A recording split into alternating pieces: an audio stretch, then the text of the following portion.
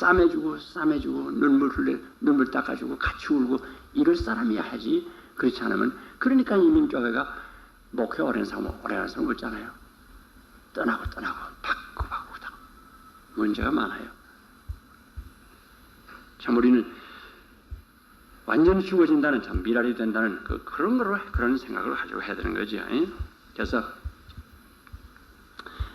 그 다음에 이제 예수님께서 받으신 것은 마지막으로 생각할 것은 우리의 하나의 번복이가 되기 위해서 번복이로 우리가 그 참 번복이를 따라서 할 수 있도록 번복이를 보여준 것이라 그렇게 볼 수 있죠. 그러면 셋째로 속죄의 침례라.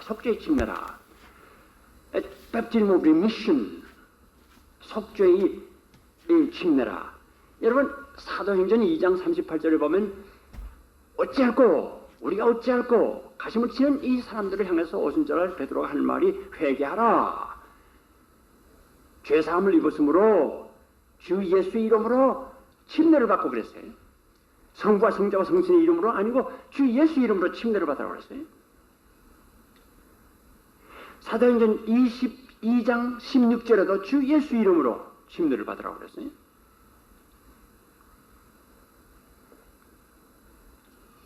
또, 그 사람들에게 그렇게 말한 이유가 왜예요? 이 유대 사람 아니에요? 이 사람들은 유대 사람. 그 사람들은 어떤 사람들이에요? 그 사람들은 무슨 하나님 믿는 사람들이에요. 그 사람들은 이 성경을 뚜껑에서 뚜껑까지 구약을 믿는 사람들이에요. 또 하나님께서 그들에게 언약해준 언약을 그대로 믿는 사람들, 메시아가 온다는 그 약속을 그대로 믿는 사람들이 그 사람들에게 필요한 게 뭐예요? 그 사람들이 예수 그리스도를 잡아 죽인 이유가 뭐예요? 예수 그리스도가 메시아라고 하니까 결국은 예수 그리스도를 죽이려고 그러지 않았어요? 죽였죠? 예수라는 이름을 그렇게 미워했어요. 왜? 자기가 메시아라고 하니까. 이게 말도 안 되는 말이지. 다윗의 일을 이루신 왕으로 오실 사람인데 어디 나사렛에서 선한 것이 나가느냐? 그래서 예수를 그렇게 미웠다고 말했어요. 그런데 이제 여기에 가장 그 사람들이 미워하던 그 이름으로 침례를 받으라고 그랬어요. 주 예수 이름으로. 그리스도 이름이 아니에요. 주 예수 이름으로. 하나님의 아들 이름 아니에요. 주 예수 이름으로. 왜? 나사렛에서 무엇이 선한 것이 나가느냐? 예수가 무슨 메시아나?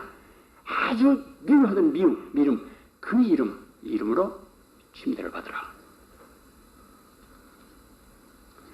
이 사람들은 그에서 꼭 필요한 것이었어요.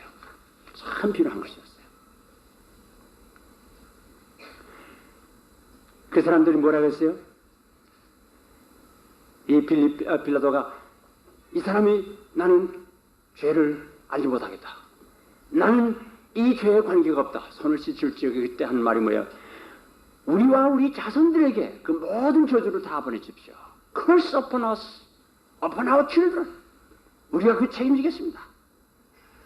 얼마나 예수 그리스도를 미워했어요.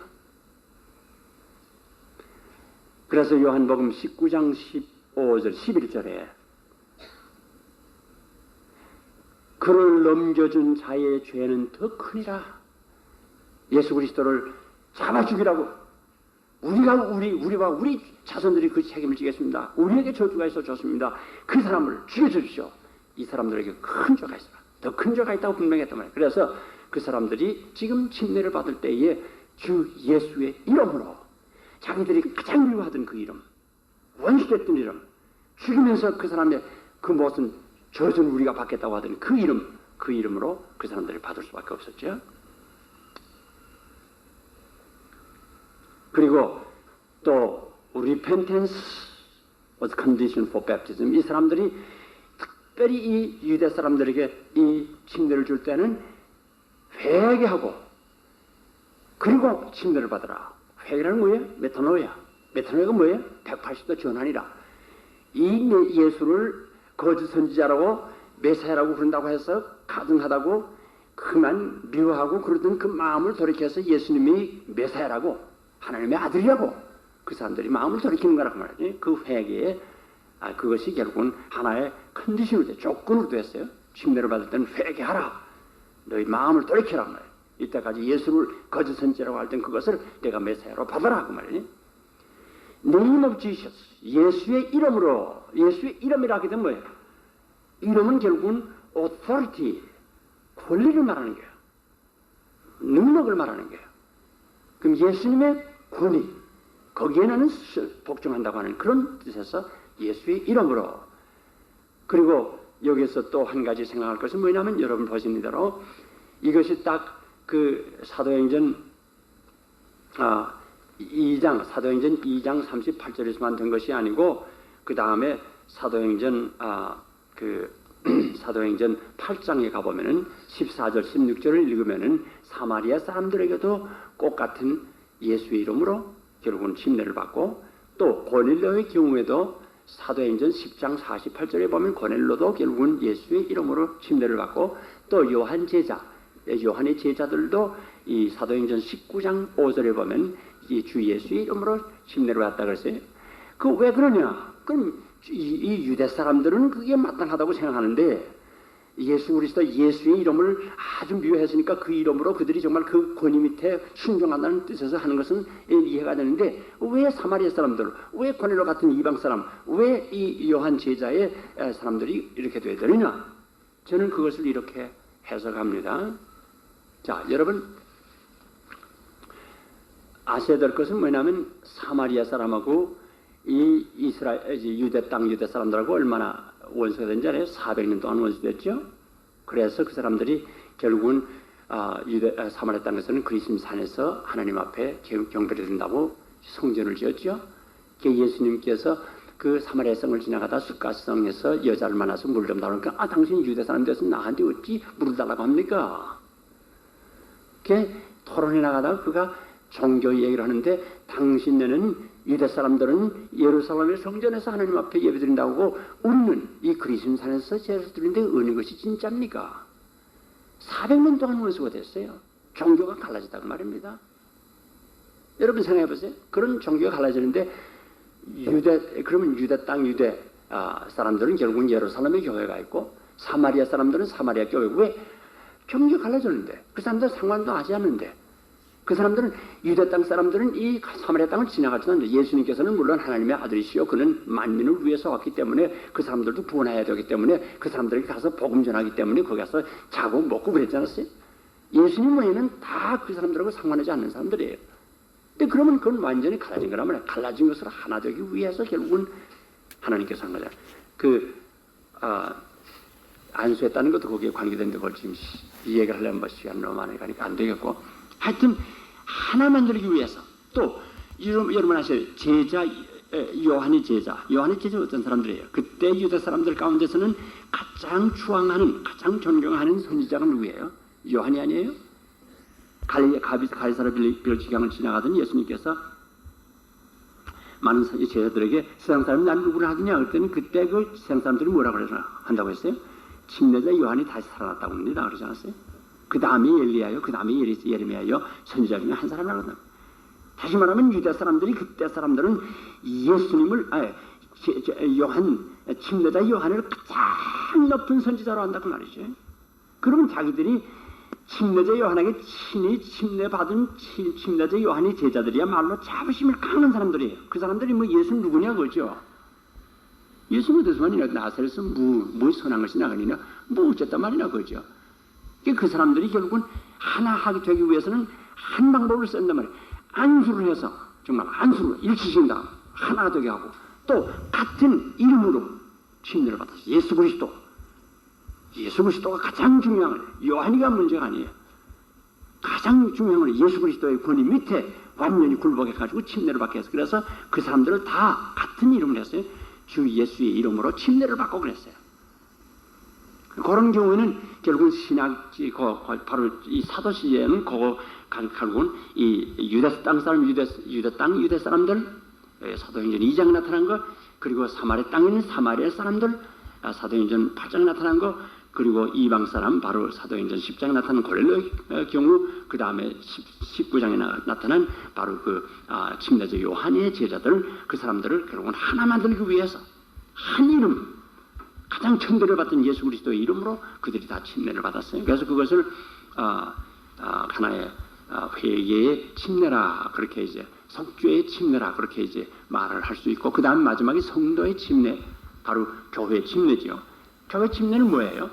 여기는 로마인서 6장 3절 4절이지요. 그리스도께서 죽으시고 장사 지내고 그리고 다시 사신 것처럼 우리가 물속에 들어갔다 장사 지내고 그리고 다시 올라오는 것을 말하는 건데, 이것은 아까 이제 그 예수님께서 친히 침례를 받은 것은 내다보면서 앞으로 주님께서 죽으시고 장사 지내고 다시 사실 것을 내다보면서 했지만은, 여기서는 바로 예수님이 죽으신 것을 돌아다보면서 갈보리를 2000년 전 그 갈보리를 돌아다보면서 우리가 예수님과 함께 죽고 장사 지내고 다시 사는 그 결국은 형식을 취하는 거죠. Looking back.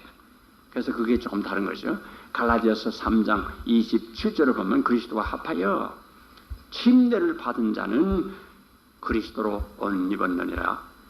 그리스도와 함께 합해서 예수님께서 십자가에 죽으시고 장사 지내고 다시 사신 것처럼 합해서 우리가 침례를 받는 것은 바로 그리스도와 그리스도 옷을 입는 것이라. 우리가 바로 예수 그리스도 믿는 순간에 우리는 새 옷을 갈아입는 것이죠. 그런 의미에서 하는 거죠. 이 군병이 되려면 군병의 옷을 입어야 될 거 아니겠어요? 세상의 모든 사복을 다 집어버리고 군인의 복을 갈아입는 것처럼 우리도 예수 그리스도로 옷 입었다고 말해요. 그 목적은, 그러면 이 교회 침례의 목적, 성도의 침례의 목적이 뭐냐? 첫째는 이것은 부정적으로 말하면, 소극적으로 말하면 이것은 구원이 아닙니다. 침례받아 구원받는 건 아닙니다. 또 이것이 구원받기 위한 하나의 준비도 아닙니다.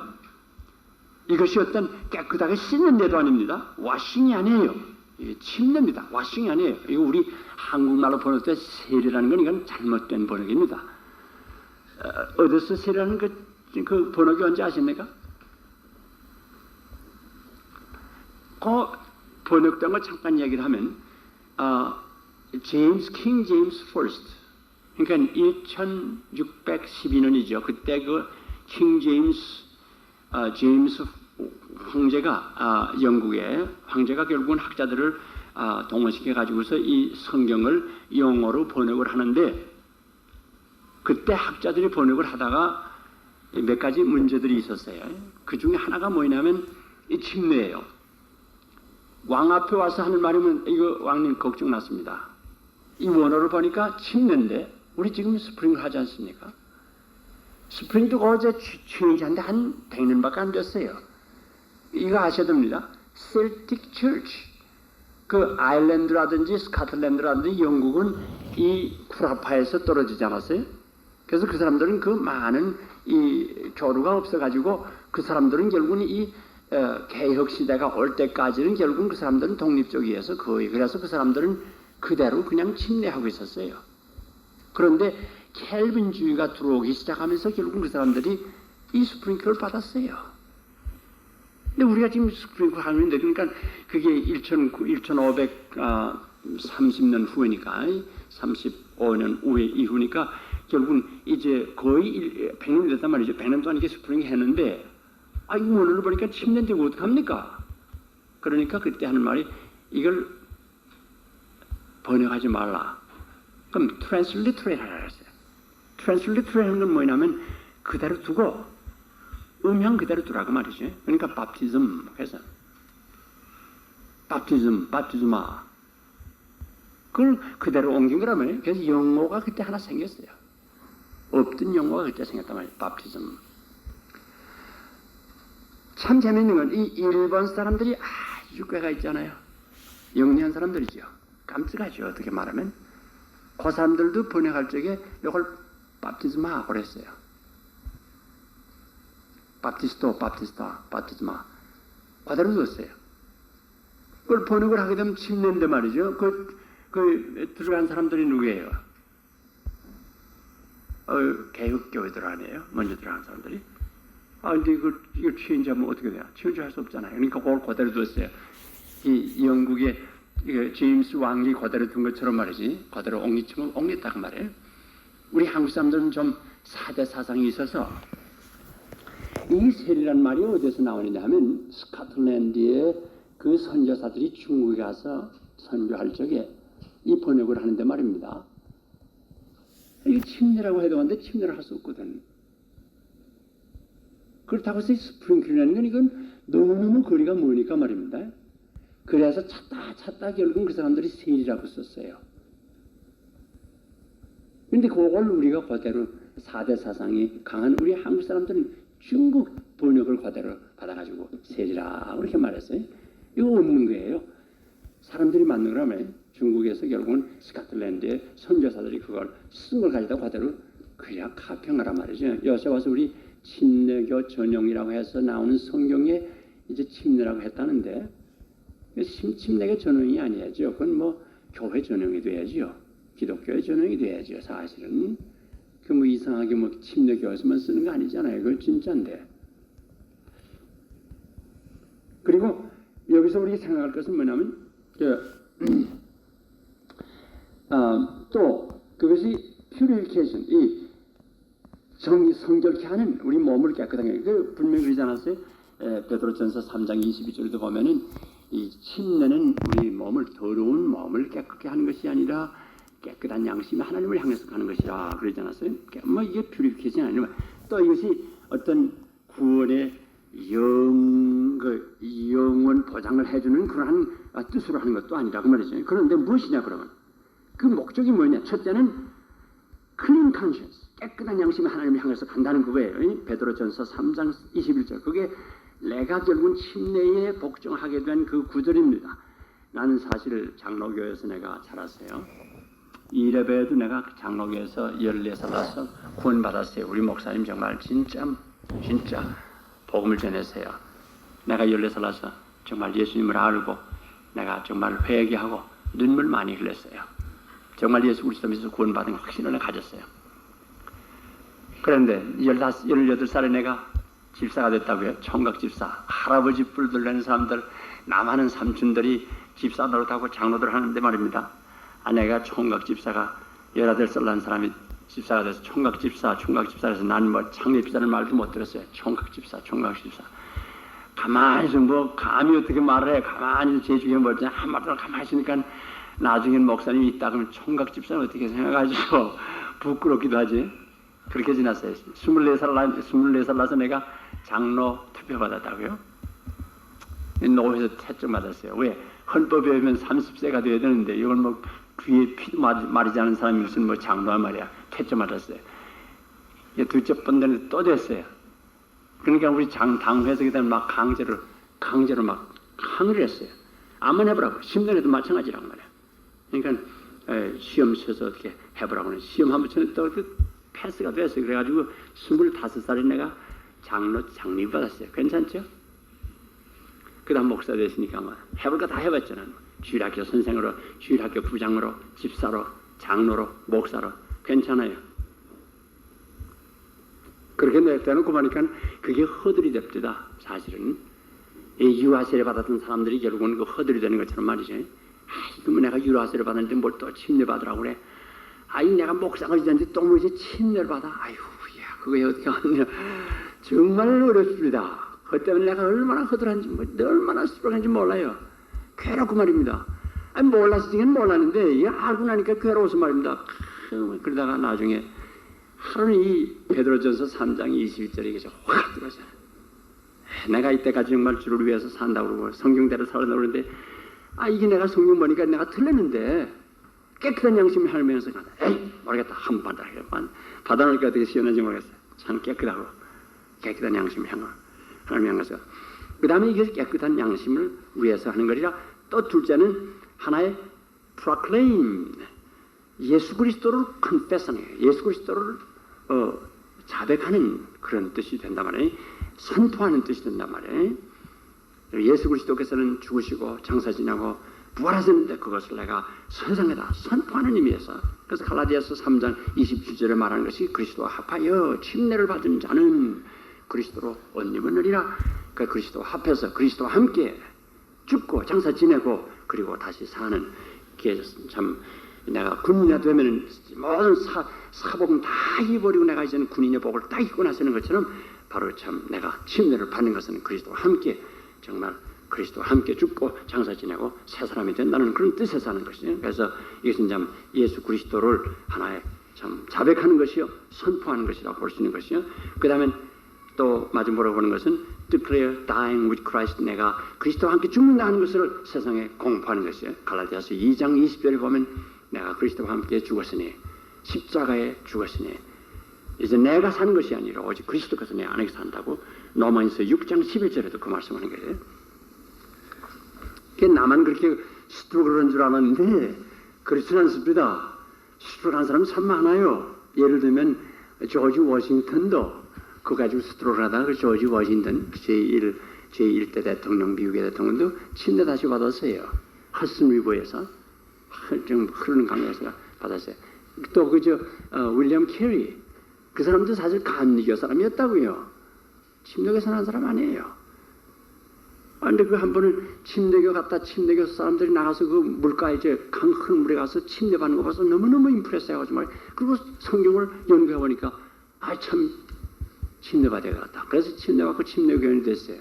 순종하는 사람은 하나님께서 능력 있게 쓰신단 말이에요. 그 뭐래 정말 얼마나 능력 있게 썼어요. 윌리엄 캐리 같은 사람이 정말 얼마나 정말 그야말로 Father of Modern Mission 아니에요. 정말 이 현대 선교의 아버지 되는 사람 아니에요. 하나님 말씀에 순종한다고 하면 하나님께서 기쁘게 사용하세요. 뭐든지 순종하지 않으면 하나님께서 쓸 수 없어요. 나는 그래서 참 어린 아이처럼 그래서 내가 순종하니까 또 하나님께서 나 사용하죠. 내가 그때 사실은 돌아와시면 그때 내가 사실 여기 장로교 사실 나는 박영롱 박사가 나를 역사신학을 공부해달라고 그랬어요. 왜? 나는 조직신학을 하고 싶었는데 그러니까 자기 아들에게 그걸 물려주고 싶어서 나보고 강하게 역사신학 한 사람 오시니까 역사신학 하십시오. 이 신학을 하든지 역사신학 하든지 두 가지 하라고 그랬어요. 뭐 신학이야 뭐 다 아는 거 뭐 그거 뭐 그리 하나 알면 다 아는 건데 그거 뭐 내가 뭐 시간 보냈고 뭐 있나 그래서 내가 역사신학을 한 거예요. 그런데 그 결국은 내가 올라고 하는데 그때 결국은 그 장로에 갈라지지 않았어요. 에큐메니컬 얘기가 딱 갈라져가지고 광나루 하고 그리고 사당동 두 곳에서 오래는 바람에 제가 못 왔어요. 낮춰줄 수도 없고 또 그때쯤 벌써 내가 침례교 벌써 다 내가 마음이 다 정해졌고 하나님께서 또 길을 막아놓고 그래서 내가 거기서 미국인 교회를 보다가 그 다음에 저 신학교에서 지금 가르친 지 24년 됐는데 하나님께서 하신 일이라고 생각합니다.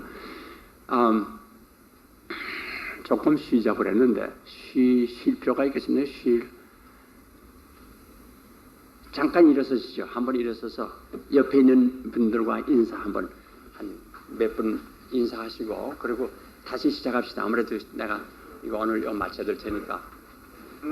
우리 미국 학생들은 대개로 이제 많은 학생들이 일을 하면서 공부합니다. 그래서 밤에 가서 일하고서 이게 third shift 하게 되면 11시부터는 일하거든요. 11시부터 7시까지 일한단 말이죠. 그러게 되면 정말 참 그 학생들 불쌍해요. 가족이 있으니까 말입니다. 옛날에는 가족이 없었는데 요새는 다 가족을 가지고 있어요. 신학생이면. 그러니까 가족은 먹여 살려야죠. 그리고 또 공부해야죠. 월사금 내야죠. 우리 리버티는 월사금이 크지 않아요. 그래서 뭐 돈 때문에 공부 할 그런 염려는 없어요.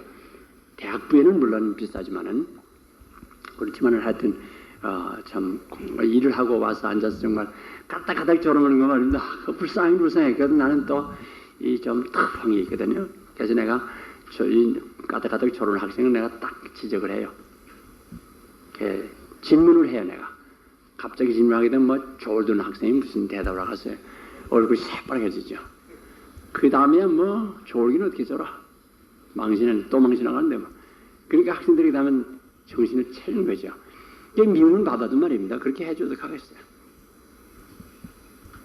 그렇게 또 터프하게 하니까 또 좋아하는 학생 또 좋아요.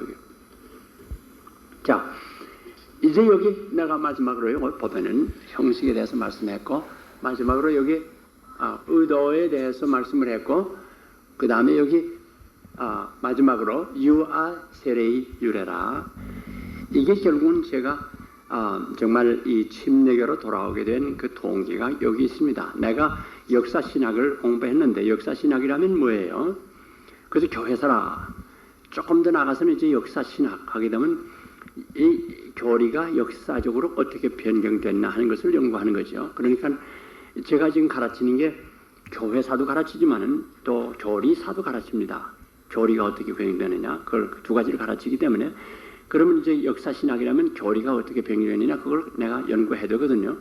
그래서 이제 성례 바로 이 예식들을 그러니까 침례도 내가 그걸 이제 연구하기 시작했어요.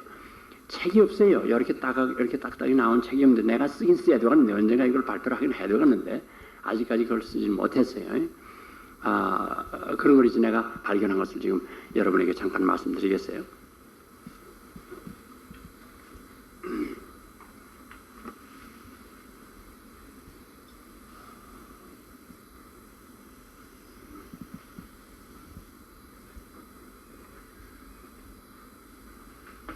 제일 처음에 된 게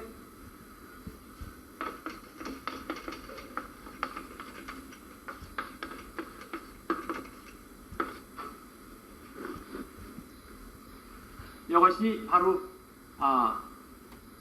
2세기 초엽, 그러니까 120년, 주후 120년가량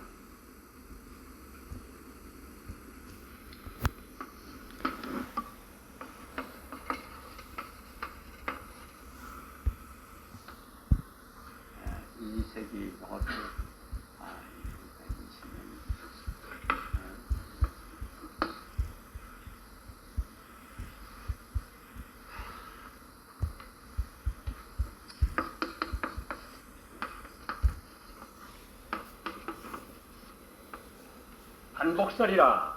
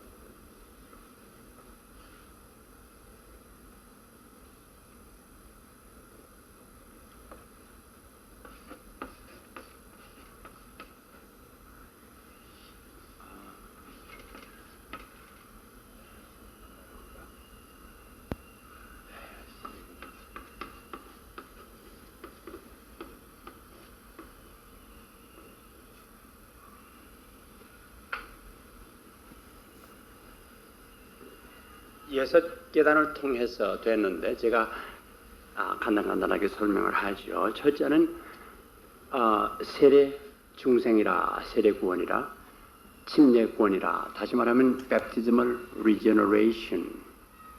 그것이 한 120년 전, 20년, 주후 120년에 그것이 교부들 가운데서 가르치기 시작했어요. 예를 들면 바나바스라고 하는 사람이, 바나바스가 무슨 말을 했느냐면, 우리가 강으로 내려갈 때에는 많은 더러운 죄를, 더러운 죄를 지고 내려갔지만은 물에서 올라올 때는 완전히 씻혀서 새 창조물로 올라왔다 그랬어요. 무슨 말이에요? 강가에 내려갈 때는 죄를 지고 내려갔지만 물에서 올라올 때는 완전히 씻혀버렸어요. 죄 다 씻혀버렸어. 원죄도 모든 죄도 다 씻혀버려서 결국은 중생해서 올라왔다 그래요. 새 창조물로 올라왔다 그랬단 말이에요. 그 다음에 헐마스라는 사람이 140년대 꼭 같은 말을 했어요. 그 다음에는 뭐 저스틴 마터 155년에 꼭 같은 말을 하고, 알비니우스가 180년에 같은 말을 하고, 튜털리안이 같은 말을 하고, 튜털리안이 220년에 죽지 않았어요? 그 사람도 같은 말을 하고, 오리진 같은 말을 하고, 전부 교부가 꼭 같은 말을 그 다음부터 했어요. 왜냐하면 그때는 아직 성경이 되지 않지 않았어요? 그러면 교부들이 한 말이 제일 중요한 거예요. 누가 먼저 말했으면 그게 결국은 전통이 되고 마는 게 그것을 그대로 받아들이는 거예요. 비판 없이 그대로 받아들였단 말이지. 그러면 처음에 말한 사람들은 왜 그렇게 말했느냐?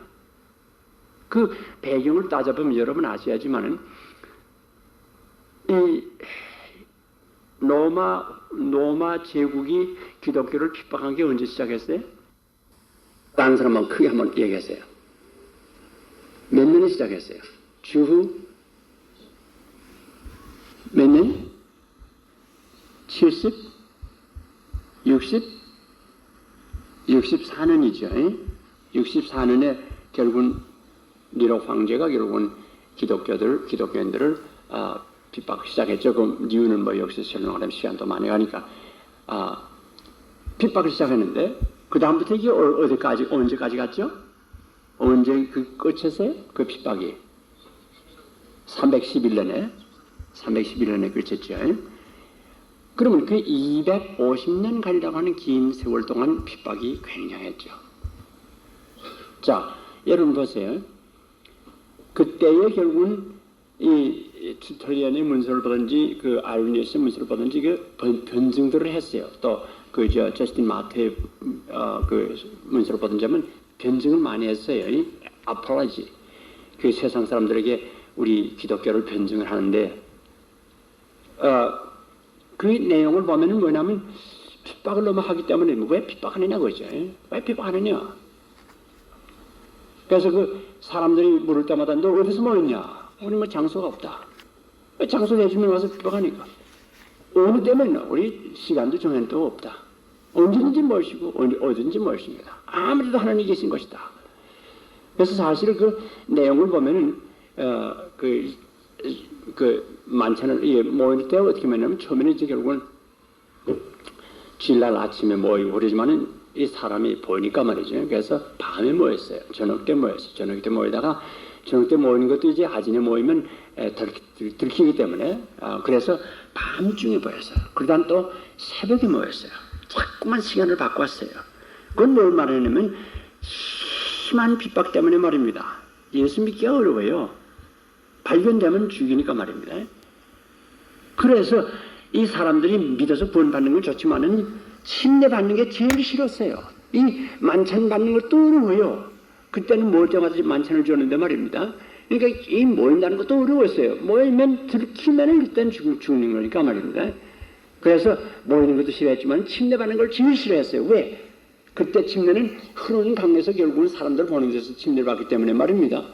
누가 침례받을 뻔한다 말이에요. 침례라는 게 결국은 정말 세상 사람에게 공포하는 거니까 두려워하는 사람 받을 수 없어요. 사망을 각오하고 핍박을 각오하고 정말 순교자의 피를 흘릴 것을 각오하고 그러고 받아야 되거든요.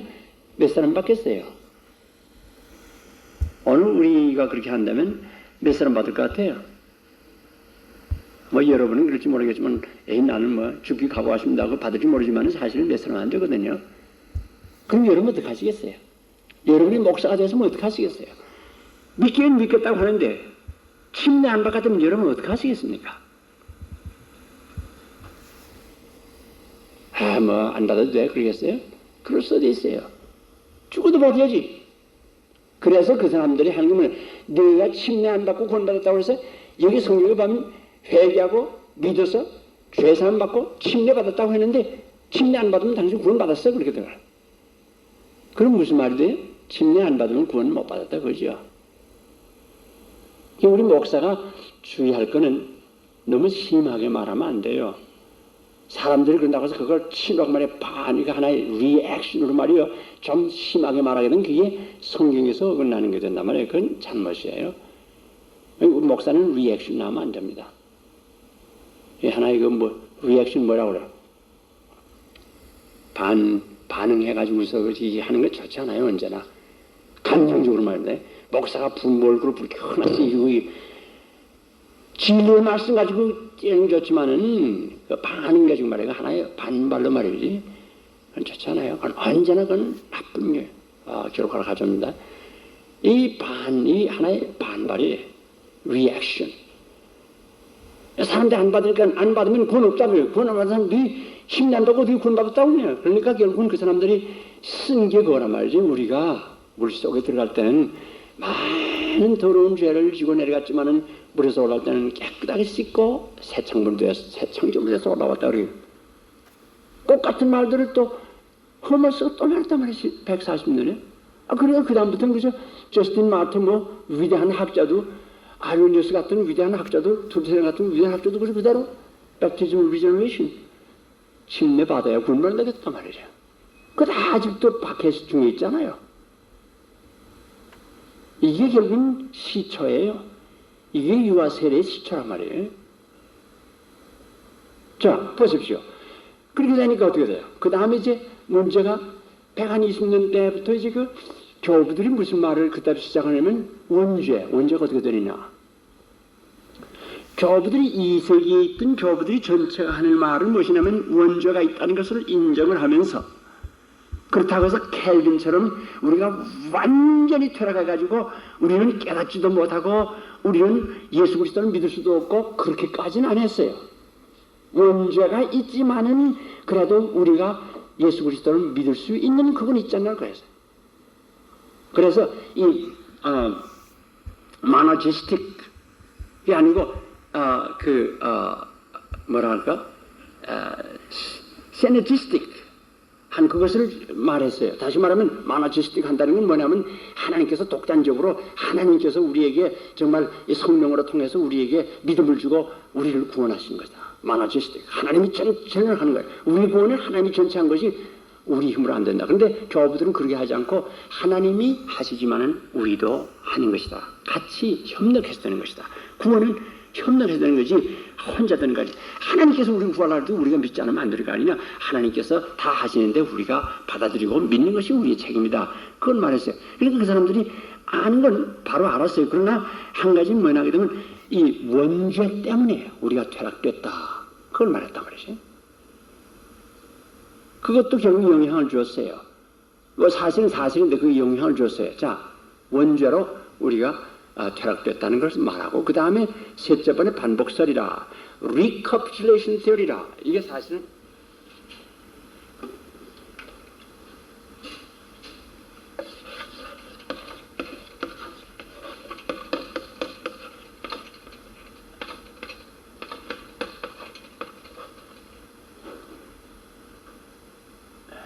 A죠. 예.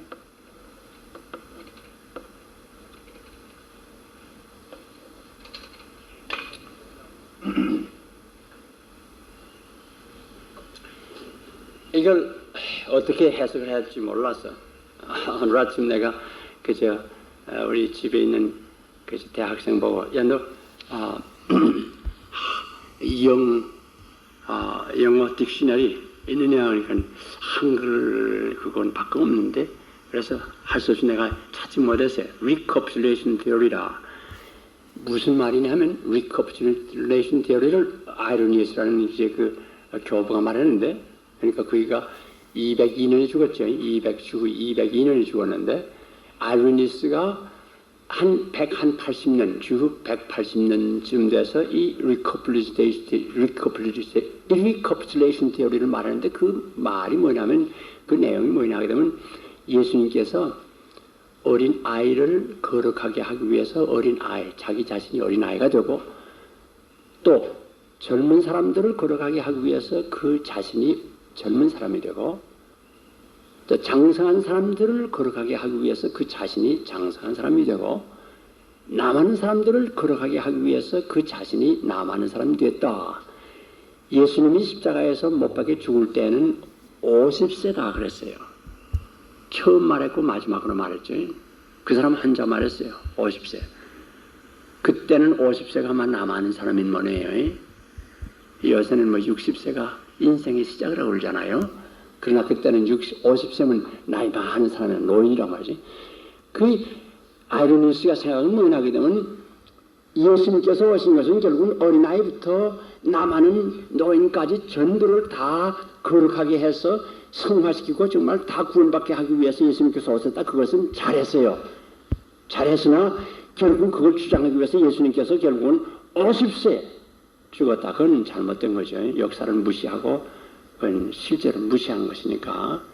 그 사람들이 자기 주장하게 되면 말입니다. 성경을 이용해요. 잘못됐어요. 근데 그러면 이것도 결국은 어떤 면에서는 좋은 거예요. 예수님께서 사실은 모든 사람이죠. 뭐 어떤 하나님이 예정한 사람을 위해서 예수님께서 뭐 십자가에 이 땅에 오시고 십자가에 못 박혀 죽었나요? 그건 켈빈주의에서 잘못된 거예요. 교부들은 말하는 게 전부로 와서 어린 아이부터 어른까지 모든 사람을 다 걸어가게 하기 위해서 예수님께서 오셨다는 것은 말 잘했어요. 근데 그게 또 결국은 영향을 줬어요. 보세요. 그러면 그 다음에 나타난 게 바로 그 말을 하자마자 185년에 무슨 무엇이 생기냐면 클리니컬 백티즘. 임상 침례가 시작됐어요. 임상 침례가 뭐예요? 지금 죽어가는 사람을 침례시킨다고 말입니다.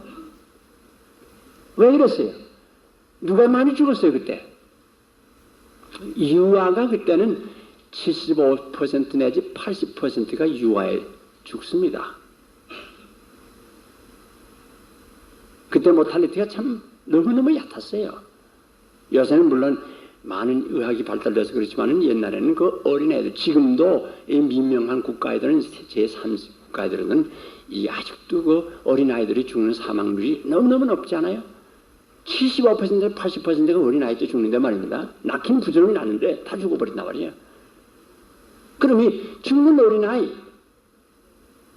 예수님께서 정말 어린아이를 걸어가게 하기 위해서 예수님께서 어린아이 자신으로 오셨다고 하면 이 어린아이 구원할 방법이 없나 그죠? 구원하려도 이 어린아이도 결국 원죄를 받았는데 어떡하냐 그죠? 그 원죄 씻음을 갖고 구원받아야 될 텐데 씻음 받는 방법은 뭐예요? 침례죠. 침례로 모든 죄 사하고 모든 원죄도 자기의 지은 죄도 모든 죄를 다 걸머지고 내려갔지만 올라올 때는 다 깨끗해지니까 깨끗하게 하는 방법이 있잖아요. 침례란 말이죠. 그래서 죽어가는 아이들 말입니다. 열이 팍팍 올라 죽어가는 아이를 찬물에 꼬박 들여오니까 꼬박 죽었죠. 빨리 죽어버렸죠. 그렇게 해서 이 어린아이 침례가 시작됐어요. 그러다 보니까 그 다음에 유아 침례를 그 다음에 주장하는 사람이 생겼어요. 누군지 아세요? 오리진. 255년에 죽었죠? 오리진. 여러분 어떻게 보십니까? 오리건. 위대한 학자라고 보지. 우리 한국에서 내가 신학교에서 공부할 때는 위대한 철학적이요, 신학적이요, 위대한 학자라고 이렇게 알았어요. 배우긴 많이 배웠어요. 동양 철학을 너무 많이 배웠어요. 너무 많이 배웠기 때문에 동양 철학의 영향이 너무 많았어요.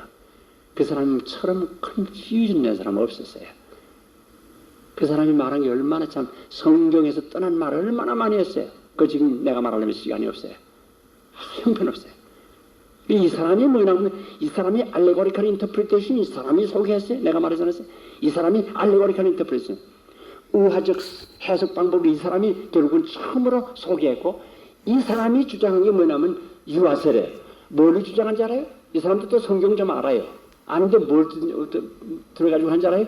Household baptism. Household baptism 뭐예요? 가족 침례 받는 거. 가족 침례가 있어요? 우리 성경에? 그렇죠. 사도행전 몇 장에 있어요? 10장에 나타났죠. 고넬로의 가족이 다 받았죠. 가족 침례 받았나요? 또 그 다음에 둘째 어디에 나타났어요? 사도행전 16장에 루디아 온 가족이 침례 받았죠. 그 다음에 또 뭐 있어요? 그 같은 장에 사도행전 16장에 빌립보 옥사장이 받았죠. 온 가족이 받았죠. 그 사람이 말한 건 뭐냐면 온 가족이 받지 않았느냐 왜 애들을 지금 죽어가고 열이 팔팔 오는 아이들을 물에 껌뻑 들면서 껌뻑 죽이냐 그러지 말고 미리미리 받으라 그거야. 어린 아이 때 받으면 되지 않나 그죠? 유아 세례가 결국은 유아 침례가 이 사도행전부터 있었으니까 정말 그 세 가지 얘들이 있으니까 해라 그거예요. 그래서 유아 세례를 저도 좋다 그렇게 그 사람이 말해서 그렇다고 해서 다 유아 세례 준 거 아니에요. 왜 주지 않은지 알아요? 서쪽에서는 더군다나 안 줬어요. 왜 그런지 알아요? 서쪽에는 큰 위대한 그 학자 투틀리안은 학자가 뭐라고 그러냐면 이 임상 침례가 시작되니까 말입니다. 그 사람이 그냥 반대했어요. 어디 성경에 유아 세례가 있느냐 어린아이에게 회개하고 믿은 다음에 그 사람들에게 침례를 주는 것이지 어디라고 어린 아이에게다가 이런 임상이고 뭐 죽으면 죽었지 그렇다고 해서 그렇게 할 수 있느냐 안 된다고 그 사람이 굉장히 반대했어요. 그게 바로 그러니까 그 사람이 투텔리안이 죽은 게 220년 죽었거든요. 그러니까 200년 후는 벌써 200년쯤 되면 벌써 이 투텔리안이 거기에 대해서 반대하기 시작했어요. 210년 그때는 200년에서 210년부터 벌써 유아세례 이 클리니컬 랩틴 임상 침례에 대해서 뭐 반대하고 나왔단 말이에요. 이 투텔리안 이 학자가 서쪽에 있는 학자가 주장한 건 뭐냐면 이 침례는 rule of faith 사도신경에 제일 처음에 되기 시작할 적에 그 룰 오브 페이트라고 그랬어요.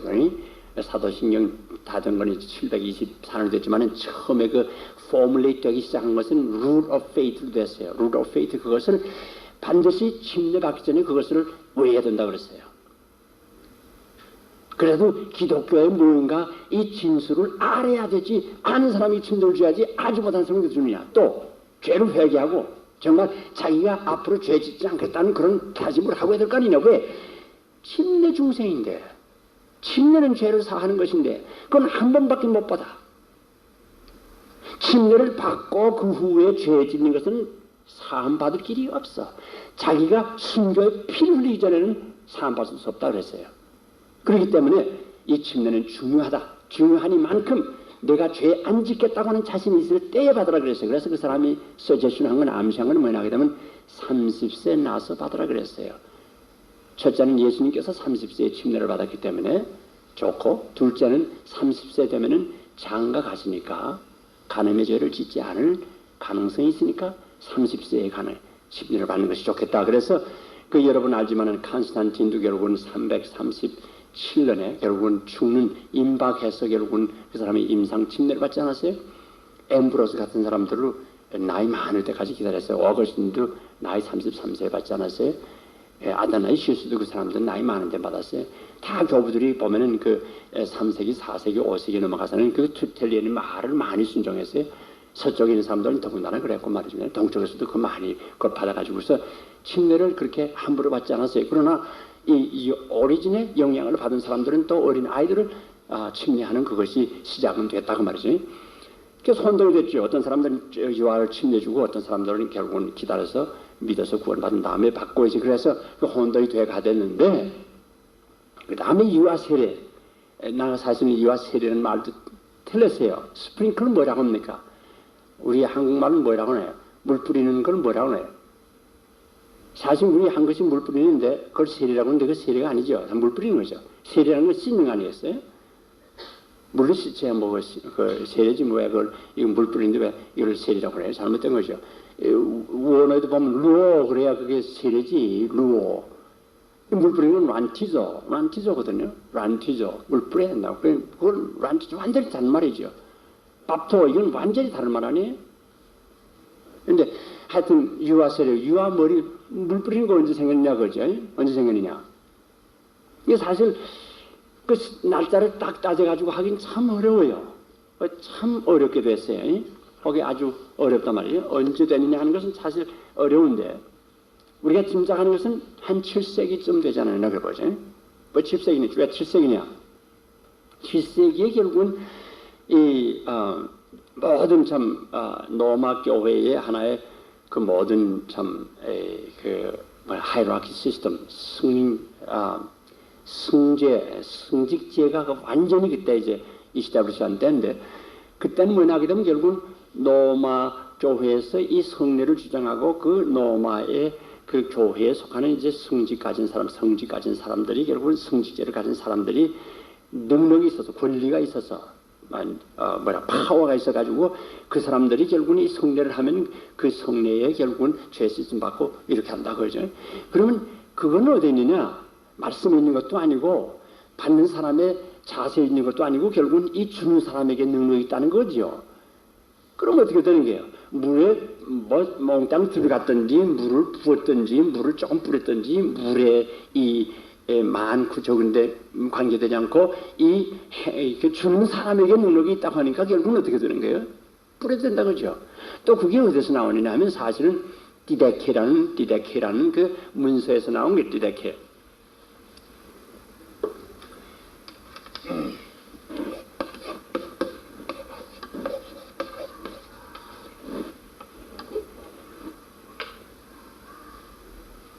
이 문서는 결국은 가르침이라 그래. 그래서 이걸 사도들이 가르침이라, 12사도의 가르침이라 그렇게 이제 그 옛날 그 고대 시대에서는 그 교부들이 그렇게 알았댔어요. 처음에는. 그래서 그건 사도들이 가르친 거라 그렇게 알았는데 그게 아니고 이것이 결국은 씌워진 것이 지금 우리 학자들이 여러 가지로 이제 이걸 다 종합해 가지고 그것도 설명하려면 그것도 한 30분 동안 설명을 해야 되겠지만 그걸 어떻게 지금 데이팅을 하냐면 125년에서 165년 사이에 씌어진 것이라 그렇게 보죠. 근데 그 중에 여러 가지 많지만 거기 중요한 것이 뭐냐 하게 되면 이 글을 쓰게 된 동기 하나가 그 기독교가 이제 그 애굽 같은 데로 이제 들어가지 않았어요? 또 에티오피아 같은 데 들어가지 않았어요?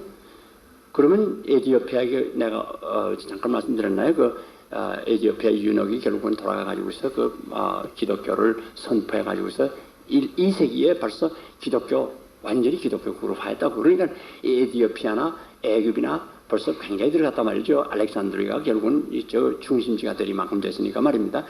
그만큼 기독교가 들어갔는데 그 여러분 아시지만은 지금도 한재로 고생하잖아요. 그때도 물이 없었어요. 거기 가보면 이 강이라는 게 없잖아요. 나일 강밖에 없잖아요. 그래서 거기서 일으킨 질문이 뭐냐 하게 되면 자 성경에 보면 이 요단 강에서 침례를 줬다고 그러고 물이 많은 곳에서 침례를 줬다고 하는데 우리 물이 없는데 어떡합니까 그거예요. 그래서 거기에 대답이 뭐냐면 이 디데케이에 거기다 대답이 뭐냐면 첫째 이 침례는 흐르는 강에서 하는 것이 원칙이다. 만일 흐르는 강이 없으면 찬물이 많으면 그 찬물에다가 침례를 하라고 그랬어요. 찬물이 넉넉지 못한 경우에 셋째 번에 있어서는 뜨뜻한 물이라도 많으면 그것으로 침례하라 그랬어요. 그러면 뜨뜻한 물도 넉넉지 못해서 침례 못할 때는 어떻게 하느냐? 그때는 부으라고 그랬어요. 물을 3번 부으라고 그랬어요. 머리에서 3번을 부어가지고 완전히 적셔가지고 물 속에 들어간 것처럼 부으라고 그랬어요. 포링이라고 했어요. 물을 부으라고 했어요. 그래서 거기에 보면 이제 결국은 디데케가 이제 하나 상처를 준 게 뭐냐 하게 되면 이 모든 문제가 큰 게 아니다 그죠. 물에 잠갔든지 물을 부었든지 그게 무슨 중요한 게 아니다 그 말이지. 그래서 이 사람들이 이제 중세기에 이 사람들이 구실이 됐어요. 봐라. 사도들이 가르친 게 결국은 물이 없는 데서는 부으라고 그러지 않았냐. 경우에 따라서는 물 뿌려도 된다 그랬어요. 물에 뭐 분량이 무슨 문제가 되는 거냐. 그러니까 물을 뿌려도 좋다.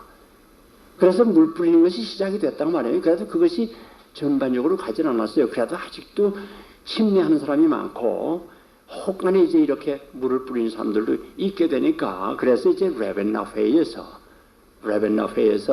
이 1311년이죠. 1411년에 가서 그건 유아 세례를 그건 1311년을 집어넣으면 좋을 거예요. 1311년 레벤나 회의에서 RAVENA 레벤나 회의에서 이 사람들이 결정한 게 뭐냐면 트라이언 스프링클링을 하든지 아니면 침례를 하는 거였어요. 트라이언 이 3번 물 뿌리든지 아니면 침례하라 그랬어요. 성부와 성자와 성신의 이름으로 물 3번 뿌리든지 아니면 침례하라 그랬어요. 그러니까 그때부터 모두가 간편한 방법으로 그 사람들의 동무나 이 능력이 결국은 사람들에게 있지 물에 있는 거 아니니까. 그래서 성직자들이 그 다음부터 전부 물을 뿌리기 시작했어요. 그래서 결국은 이 유아 세례가 된 거라고 말이지. 제가 이것을 연구하고 이것을 알고 나니까 말입니다. 걱정이 났어요. 무슨 걱정이 생겼어요? 근데 보니까 또 거기에 이제 그 이벤젤리칼한 사람들 말이지 복음주의자들이 중세기에 말입니다. 그 싸운 것 가운데 하나가 뭐냐게 되면 왜 어린 아이에게 물 뿌리냐 그걸 싸운단 말입니다. 그런 사람들은 모조리 로마 교회가 죽였어요. 그걸 생각하니까 말입니다. 소름이 끼쳐요. 내가 물 뿌리는 건 이 로마 교회 사람들하고 내가 어깨를 같이 메고 그 사람들과 동참하는 게 아니냐. 이럴 수가 없다 그러죠. 마음이 참 착잡해졌어요. 그것 때문에 괴로움을 굉장히 겪었어요. 그러다가 결국은 그 베드로전서 3장 21절 깨끗한 양심이 하나님을 향해서 가는 것이다. 하나님의 말씀을 깨달아서 그대로 순종하는 것이 다른 거 다 제쳐놓고 이제 순종한다는 의미로 그렇게 했는데,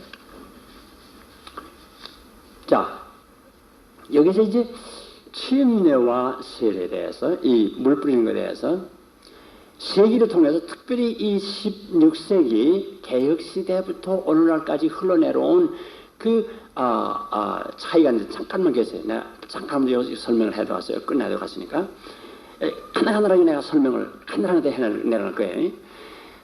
주인글리와 그 아나베프티스트 그 사람들 형제들과 싸울 때 그때부터 흘러내려고 그 다음에 켈빈이 또 거기에 대해서 말하고 그 다음에 이제 또 이 카브란트 그 언약 그 신학자들이 또 이제 자꾸 이제 거기에 대해서 변명을 하고 한 그 모든 걸 내가 다 종합해가지고 한 번에 이제 여러분에게 간단하게 설명하게.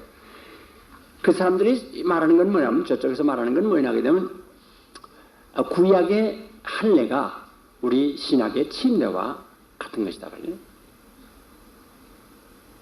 이게 우리 쪽에서 볼 때는 그렇지 않지 않아요. 왜 할례와 침례 같은 거예요? 그 할례라는 것은 결국 아브라함에게 준 언약이고 이거는 성도들에게 죄를 회개하고 예수 그리스도 믿어서 구원받는 사람에게 결국은 침례를 주라 하는데 왜 그게 같은 거예요? 또 그 같다고 하면 그럼 남자만 침례 줘야죠. 안 그래요? 여자가 할례 받았나요? 잘못된 것이죠. 잘못된 말이고 둘째는 그 사람들이 주장하는 건 무엇이냐면 children of God is children of God. 하나님의 자녀의 자녀는 하나님의 자녀가 되지 않느냐 그거죠. 하나님의 자녀들의 자녀는 하나님의 자녀가 되지 않느냐. 그 논리죠. 삼담론적 논법은 맞아요. 그러나 그 실제 맞지 않아요. 왜? 아니 아담의 자손 가운데 가인이 있었고 아벨이 있지 않았어요. 아담의 자손이라고 다 하나님의 자손이에요? 말도 안 돼요. 아브라함의 자손이라고 다 하나님의 자손이에요? 이삭이 있었고 이스마엘이 있지 않았어요. 야곱과 예수가 있지 않았어요. 그건 말도 안 되는 말. 그건 언어에 도단한, 언어로 도단이 그건 말도 안 되는 이론도 대단한 건데 그걸 붙이고 자꾸 그렇게 말하니. children of God must be children of God. 그러니까 그 하나님의 아들들이라면 그 침례 주는 게 뭐 잘못됐냐. 그러나 우리 성경 보면 믿는 사람에게 신자에게 주라고 했지. 어제 뭐 어린아이에게 주라고 그랬어요. 또 셋째로 그 사람들 말하는 건 예수 그리스도께서 어린아이들에게 축복하지 않는 거. 어린아이 같지 않으면 천 가지 못한다고 축복했는데 우리가 축복하는 의미에서 그 침례 주는데 세례 주는데 그 뭘 잘못된 게 뭐냐 그러면 축복하지 왜 괴롭게 왜 침례 주느라고 그러고 왜 세례 주느라고 그러냐 말이에요. 거기서 말한 건 분명히 어린 아이 같지 않으면 천국에 어린 아이들은 이미 천국의 시민이라고 그랬단 말입니다. 분명히 이해할 것은 뭐냐면 어린 아이가 죽으면 여러분 그 걱정하지 마세요. 원죄로 말미암아 지옥 갔다고 생각하지 마십시오. 다 천강 천국 갔어요. 그 다윗이 그걸 증거하지 않았어요. 그 아들 죽은 다음에 그 뭐 금식하고 막 그래서 안타까워하다가 알을 째그러 되면 죽은 다음에는 얼굴 닦고 먹지 않았어요. 왜? 내가 걔와 같이 가서 그가 만날 텐데 예수님께서 증거하셨고 로마서 5장 13절에 분명히 말씀하지 않았어요. 그러니까 그 잘못된 넷째로 그 사람들이 말하는 것은 뭐냐면 이 household baptism, 이 가족 침례받지 않느냐, 그 세 케이스자 말씀했죠. 그런데 세 케이스 다 읽어보세요. 말씀 전했고요. 그 사람도 들었고요. 그러고서 침례받았어요. 이 복음 말씀을 듣고 그 사람들이 믿어서 결국은 침례받은 거지, 그저 그냥 뭐 침례받아가지고서 그렇게 한 건 아니거든. 그걸 자세히 읽어보면 분명히 그것은 드러나는 거지. 다섯째로 그 사람들이 말한 거면, 성경에 재침례가 없다고 말이죠. 이미 세례받은 사람 또 세례받 주는 것은 이건 성경의 위반이다. 성경에 그런 게 없다 그러네. 우리가 말하는 건 재침례자들이 신경쓰도 말하지만 무슨 말을 하게 되면 우린 재침례가 아니다 그죠. 너희가 한 것은 사람이 만든 전통이지 그게 침례 아니다. 하나님이 주신 침례라는 것은 회개하고 예수 그리스도 믿은 사람에게 주라는 것인데 그것은 이 하나님 말씀 어긋나가지고 사람이 전한 그 전통에 해서니까 그건 침례가 아니다. 또 한 가지 우리 생각할 것은 뭐냐거든. 사도행전 19장에 보면은 침례받은 사람, 침례자 요한에게 침례받은 사람도 다시 성도의 침례를 받았다. 교회에서 주는 침례 다시 받았다고 말이지. 제 침례가 무슨 죄 되는 게 없다고 말이지.